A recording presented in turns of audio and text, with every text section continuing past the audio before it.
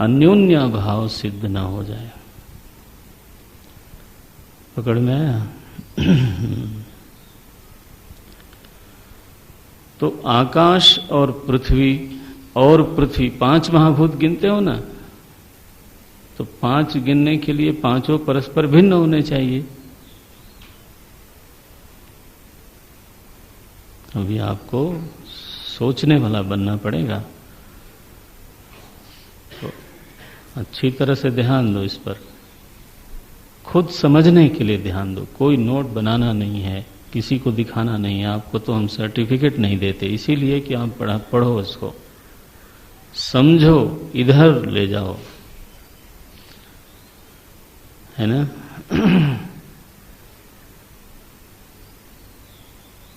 पांच महाभूत हैं, इसका मतलब है कि परस्पर पांचों भिन्न होना चाहिए। भिन्न होना चाहिए माने इनका परस्पर अन्योन्याभाव होना चाहिए।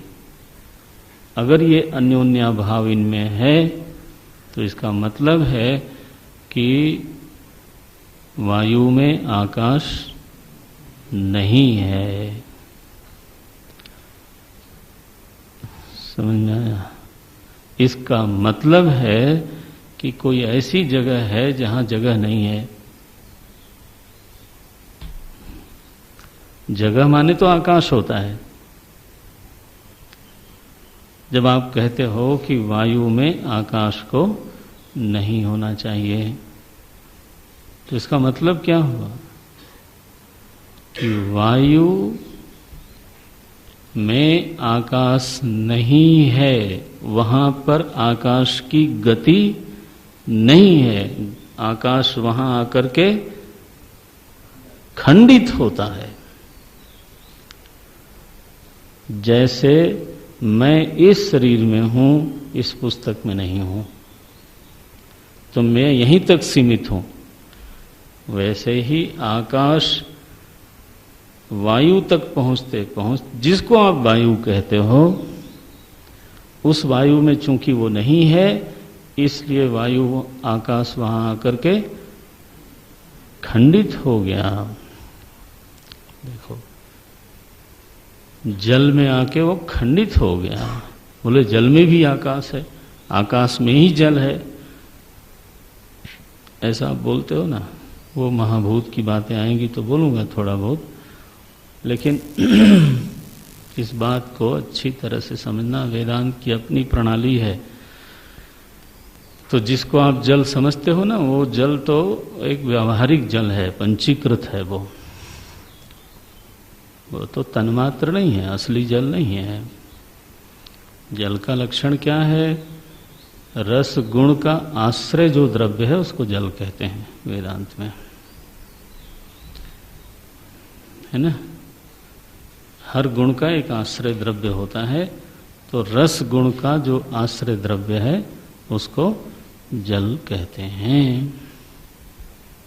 एनीवे, तो आकाश भी, अभिप्राय ये है कि आकाश में भी वस्तु परिच्छेद है, क्योंकि भिन्नता है। 5 महाभूत गिनते हो आप, आकाश और वायु और अग्नि और जल और पृथ्वी। Earth is something other than space, so otherness is there, exclusion is there, you know. अगर उसको अंग्रेजी में बोले तो space is excluded there where earth starts, ऐसा है। इसलिए आकाश में भी वस्तु परिच्छेद है, खंडित है वो। और वस्तु परिच्छेद है तो उसमें काल परिच्छेद भी है।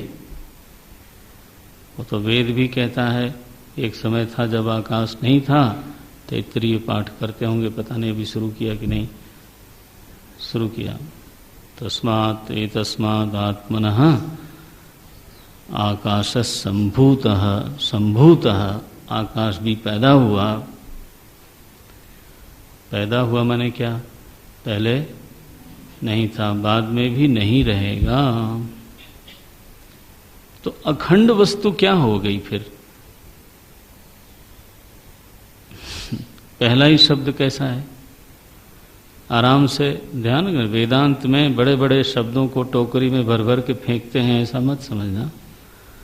मैं देखता हूँ कई बार हम बाहर प्रवचन सुनते हैं ना आचार्य लोगों के, धड़धड़ाते हुए जितने बड़े बड़े शब्द हैं वे एक झटके से निकाल, जनता भी तालियां मारती है। क्या बात है,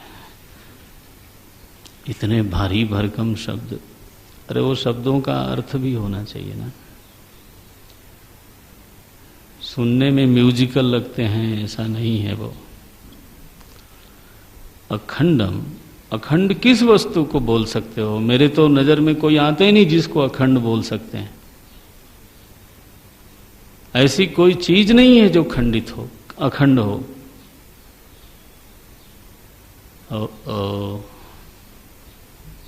देखो, बोले है एक चीज ऐसी। क्या है? बोले सच्चिदानंदम। उसका स्वरूप है सत, चित और आनंद। अखंड उस वस्तु को कहते हैं, किसको? बोले अस्तित्व को ही अखंड कहते हैं। अरे किसका अस्तित्व? बोले किसी का अस्तित्व नहीं, अस्तित्व स्वयं।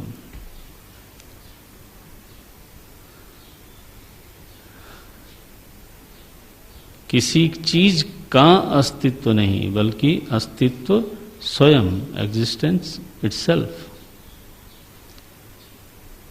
उसको बोलते हैं सत।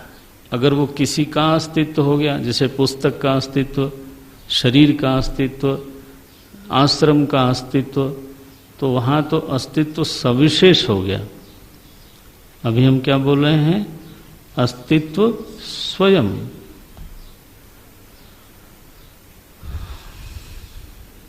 देखो, तो जो केवल अस्तित्व मात्र है। अच्छा, हमारी बुद्धि को क्या अभ्यास पड़ा कि अस्तित्व हमेशा किसी न किसी का होगा, ऐसा हमने मान लिया। हमको ये ध्यान नहीं गया कि अस्तित्व स्वयं हो सकता है और उस अस्तित्व में बाकी चीजें भासती हैं। आप ऐसा देखो, लहर का पानी बड़ा अच्छा है। अब ये तो प्रयोग गलत है। पानी की तो लहर ठीक है, लेकिन लहर का पानी क्या?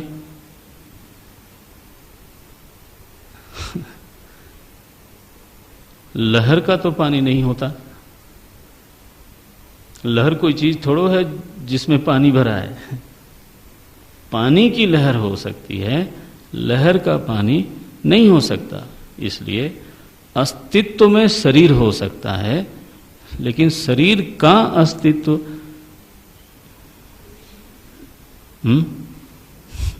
ये गलत प्रयोग है। अस्तित्व तो महासागर की तरह मानो मौजूद है, उसमें पांचों महाभूत की लहरें उठी और भ्रम यह हो गया कि पांच महाभूत का अस्तित्व है। अच्छा, तो आकाश का अस्तित्व, वायु का अस्तित्व। अरे का माने क्या? पहले तो अस्तित्व है, फिर उसमें ये सब चीजें आती हैं। पहले तो मिट्टी है, फिर घड़ा, कसोरा, कुल्हड़। नहीं, कुल्हड़ की मिट्टी बड़ी अच्छी होती है। अच्छा, कुल्हड़ समझते हो आप लोग? नहीं समझते हो तो आप चलो बोलता हूँ, वो जिसमें पानी पीते हैं, चाय पीते हैं दुकान पर, छोटा प्याला जैसा, उसको कसोरा बोलते हैं हमारे यहाँ। तो कुल्हड़ की मिट्टी अच्छी है। अरे कुल्हड़ की मिट्टी नहीं है, मिट्टी में कुल्हड़ और कसोरा और सुराही और घड़ा और सब चीजें होती हैं। बोले इस गहने का सोना अच्छा है। अच्छा, इस गहने का सोना नहीं है, सोने का गहना है। उल्टा बात मत करो, है ना। इस शरीर में पंचमहाभूत कुछ बिगड़ गया है। अरे पंचमहाभूत में शरीर है, शरीर का पंचमहाभूत नहीं होता। समझते हो, हमारी बुद्धि कैसी माया महारानी ने उल्टी करी है कि जो ओनर है वो तो कंटेंट हो गया ऐसा हो गया। तो अस्तित्व, सत्य माने क्या? किसी का अस्तित्व नहीं, अस्तित्व स्वयं। चित, बोले वो अस्तित्व चेतन है कि जड़ है? बोले वह अस्तित्व स्वयं चिन्मय है। जो सत्ता है, जो अस्तित्व है, वो या तो जड़ होगी या चेतन होगी। तो प्रश्न आया कि जिस निर्विशेष अस्तित्व की आप बात करते हो, वह अस्तित्व स्वयं कैसा है? चेतन की जड़? तो बोले चिन्मय है, चेतन है। अच्छा, और उस चेतना में स्वाद होगा कुछ, वो अनुकूल है या प्रतिकूल है? सुखद है या दुखद है? बोले वो चेतना नित्य अनुकूल रहती है। अनुकूलम वेदनीयम सुखम। तो चेतना निरंतर सुख रूप है, अस्तित्व चिन्मय है, और वह चिन्मयता कैसी है? आनंद रूप है, सुख रूप है। इसलिए 3 शब्द देना पड़ा, एक ही पदार्थ के लिए 3 शब्द देना पड़ा। क्या? सत, चित, आनंद। सत कहने से चूंकि सारी बात कही नहीं गई, सत कहने से अस्तित्व का बोध हुआ, लेकिन यह प्रश्न अनुत्तरित रह जाएगा कि वह जो सत बता रहे हो आप, वो चेतन है या जड़ है?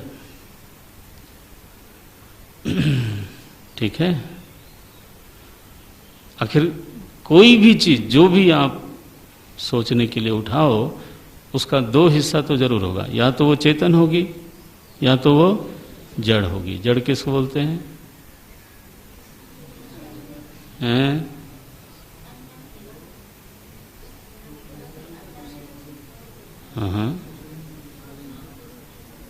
जो स्वयं के अस्तित्व को स्वयं जानता है उसको बोलते हैं चेतन। स्वयं विभाति अथ अन्यान भाषयेत, ये बाद की बात है, लेकिन पहली बात है स्वयं विभाति। लोग कहते हैं कंप्यूटर में भी दिमाग होता है, आप उसके साथ खेल सकते हो, वह आपको पराजित भी कर देता है। तो चूंकि उसमें दिमाग है, वो सोच सकता है, याद कर सकता है, इसलिए वो क्या है? अरे कंप्यूटर स्वयं को जानता है कि नहीं कि मैं हूं? समझ में आया? फर्क हुआ कि नहीं हुआ? इसलिए वो जड़ है। प्रकाश जो है हमें रोज तंग करते हैं, रगड़ाई करते हैं, एनर्जी एनर्जी एनर्जी, अब क्योंकि बैकग्राउंड उस तरह का है। तो हम भी अपना उन्हीं से कहलाते हैं, जो हमको कहना है वो उन्हीं के मुंह से निकालना है। तो अब एनर्जी तो स्वयं को नहीं जानती कि मैं हूं कि नहीं हूं। एनर्जी को एनर्जी रूप से जानने वाले भी आप ही हो, महापुरुष। जिस सत्ता में ज्ञान नहीं है वह जड़ सत्ता है। देखा? तो केवल सत्य कहने से बात बनती नहीं, प्रश्न रह जाता है कि अच्छा ठीक है सत्य है, अब बोलो वो सत्य जड़ है कि सत्य चेतन है? तो बोलना पड़ेगा कुछ न कुछ ना। बोले मालूम नहीं। अरे मालूम नहीं तो फिर मालूम नहीं। तो अस्तित्व चेतन है, इसलिए कहा सत चित। अच्छा, अब एक स्टेप हो गया। अब तीसरा, वो सुखद है कि दुखद है? होना ही पड़ेगा। या तो कोई चीज अनुकूल होगी या प्रतिकूल होगी। इसके लिए ये शब्द देना आवश्यक है कि वह आनंद स्वरूप है। ओहो, तो एक पदार्थ ऐसा है जिसका लक्षण है क्या कि वह अस्तित्व मात्र है, वह अस्तित्व चेतन है, वह चेतना सुख रूप है। सच्चिदानंदम, यह सच्चिदानंद, यह जो सत्ता है, यह जो अस्तित्व है, कैसा है वो? बोले अखंडम।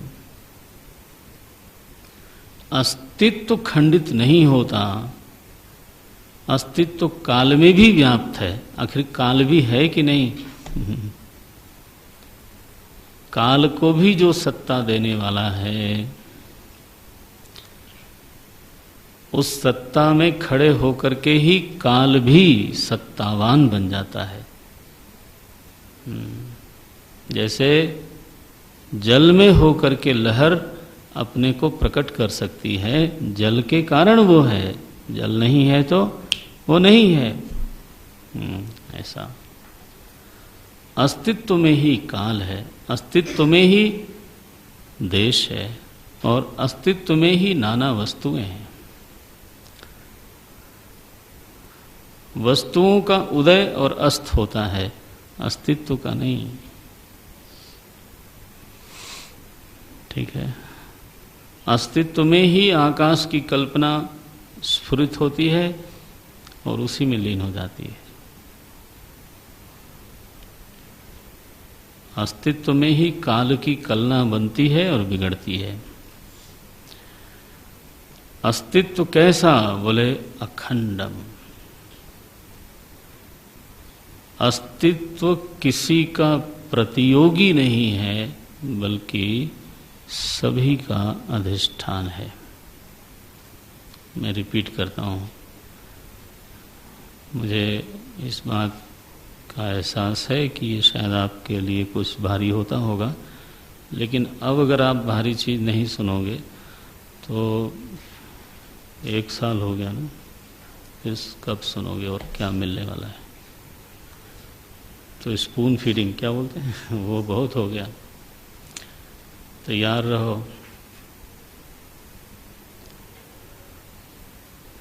तो अस्तित्व किसी का प्रतियोगी नहीं है, जैसे जल किसी लहर का प्रतियोगी नहीं है। एक लहर दूसरी लहर का प्रतियोगी है, लेकिन जल किसी लहर का प्रतियोगी नहीं है। क्या है वो? लहर का अधिष्ठान है। ठीक है ना? ऐसे ही यह शरीर दूसरे शरीर का प्रतियोगी हो सकता है,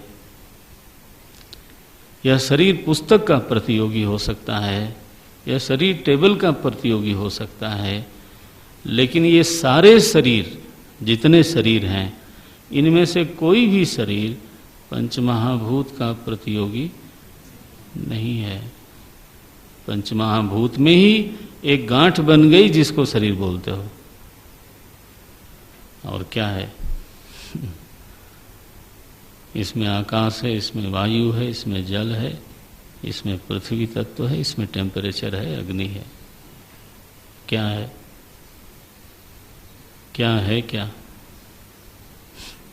5 महाभूतों में पिंडीकरण हो गया तो आप बोलते हो शरीर। पिंडी बनने के कारण पंचमहाभूत में कुछ बिगड़ा बना नहीं। आपके शरीर में से अग्नि तत्व को निकाल लें तो बस आप ठंडे हो जाओगे महाराज, बाहर से अग्नि लगानी पड़ेगी। मिट्टी अगर निकाल लें तो, जल निकाल लें तो पाउडर हो जाओगे। इतना बड़ा दिखता है ना, कुछ बचेगा नहीं। वो जो विद्युत शवदाह गृह होता है उसमें शरीर डालते हैं और बाद में इतना सा पाउडर आता है, लेके पुड़िया में लेके चले आ रहे हैं। कौन है भाई?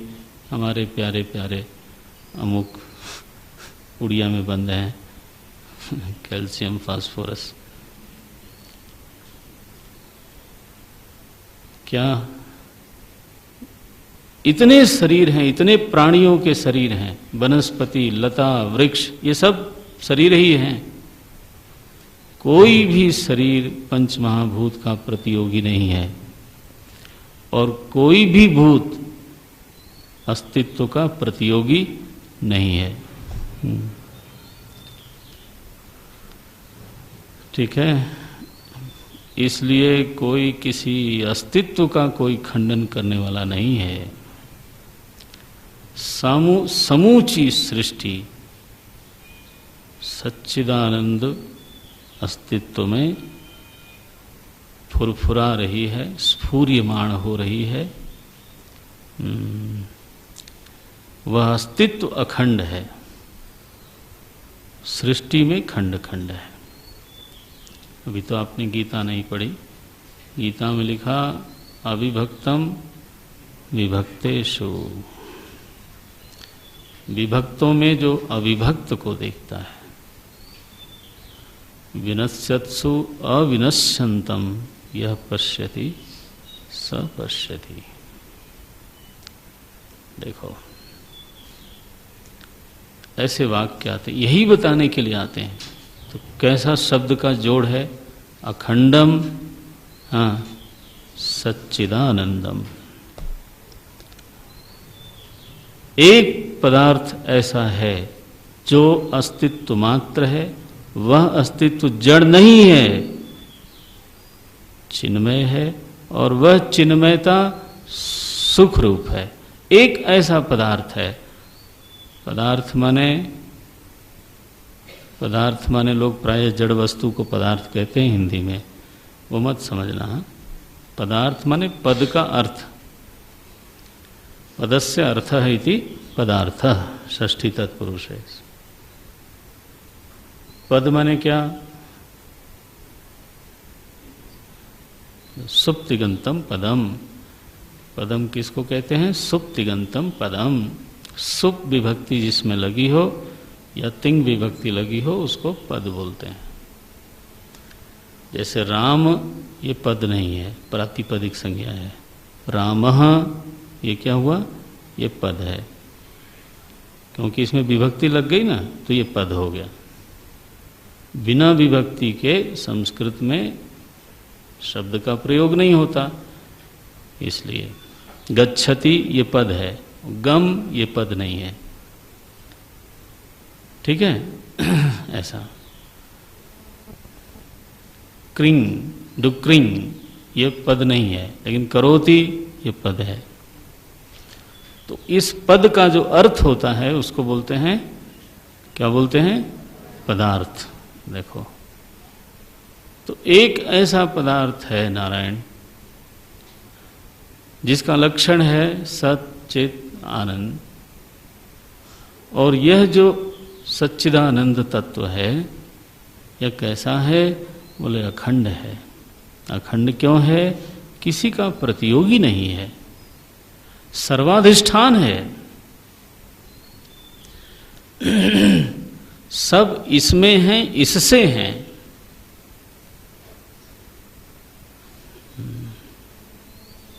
अखंडम सच्चिदानंदम आत्मानम अखिलाधारम।